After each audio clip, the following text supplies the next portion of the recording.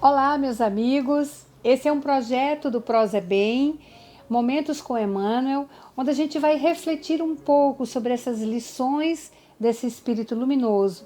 Lições que ele traz para nós, colhida de versículos do Evangelho, colhidas as cartas de Paulo, contextualizando para a nossa vida, explicando, refletindo, para que possamos então vivenciar melhor, no entendimento profundo e substancial desse amor maior que Jesus traz para nossas vidas. Então hoje eu escolhi um texto que está lá no capítulo 39 do livro Caminho, Verdade e Vida.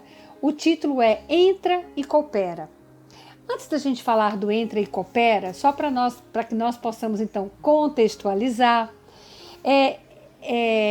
o Emmanuel ele vai aqui falar e refletir sobre o Atos dos Apóstolos, que está no capítulo 9, versículo 6, que diz assim, sobre Paulo, hein?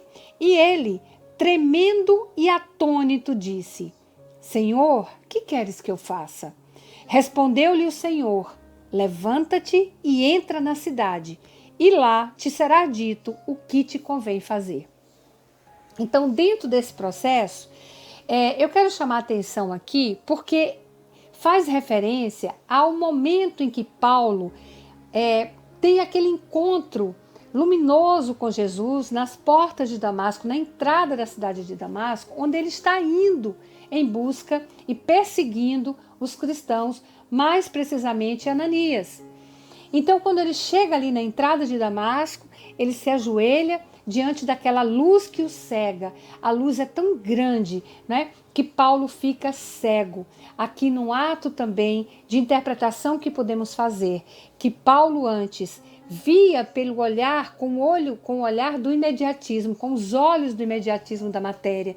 E naquele momento, Jesus o cega com tanto amor, com tanto desvelo, que Paulo passa a fazer uma introspecção, olhando agora para dentro de si, para os seus vícios, né? Para os seus equívocos, e a partir dali passa um processo de conversão, seguindo a lei, aquela lei de Moisés, mas agora docificada por esse amor, por esse perfume diferente que o Cristo veio nos exemplificar.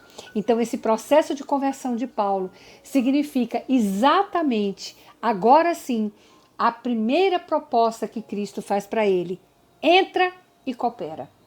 E isso é interessante porque Paulo está na entrada da cidade e ele se ajoelha, ele tomba da montaria naquele momento e Jesus o coloca de pé. Porque os pés, segundo Emmanuel no Evangelho, significa o equilíbrio. Os pés significa, na verdade, para o espírito, o que os pés significa para o corpo físico.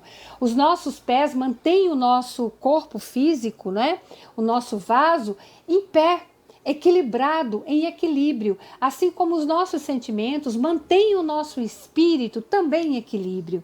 Então aqui o Cristo está dizendo, levanta Paulo, né? Fique em pé sobre os seus próprios pés, ou seja, equilibra os teus sentimentos. E faz o quê? Vai viver em contemplação?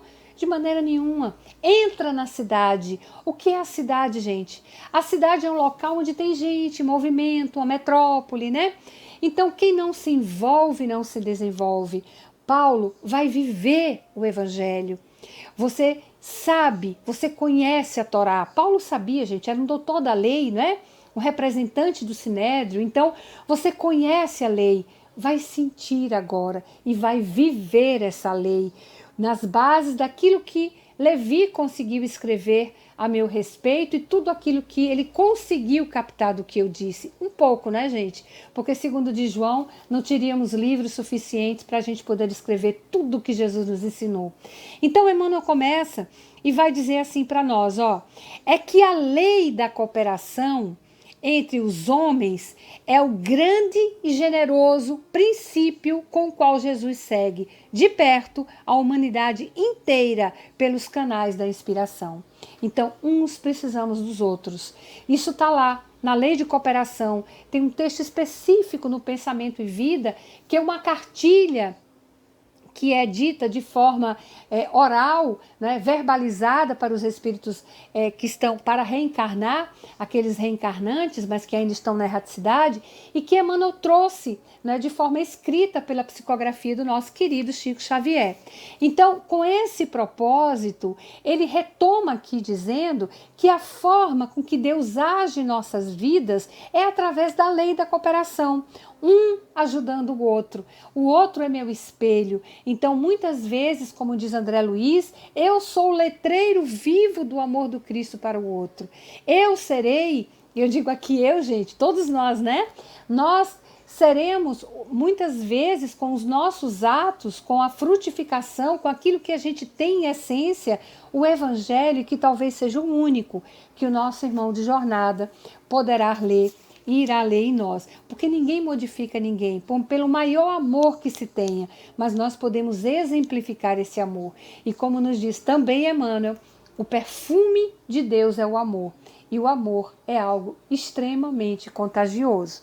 E Emmanuel vai continuar dizendo assim, ó: Paulo de Tarso contemplou Cristo ressuscitado em sua grandeza imperecível, mas foi obrigado a socorrer-se de Ananias para iniciar a tarefa redentora que lhe cabia junto aos homens. Então, Ananias era aquele espírito que naquele momento era a ovelha perseguida pelo lobo voraz que seria o Saulo. Mas quando Cristo diz, Ananias, e ele diz, eis-me aqui, Senhor, estou pronto, né, para a missão que irás me dar.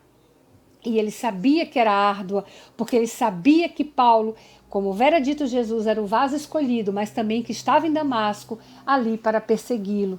Tanto que ele ainda pergunta, Senhor, o Senhor quer que eu vá tirar ali as escamas dos olhos daquele meu perseguidor, né? Mas ele vai a si mesmo, de uma forma corajosa, com coragem, que é o que, gente? É o agir com o coração, seguindo, cheio de Jesus, né? Cheio de amor, para acudir o irmão. Então, olha que coisa bonita, né?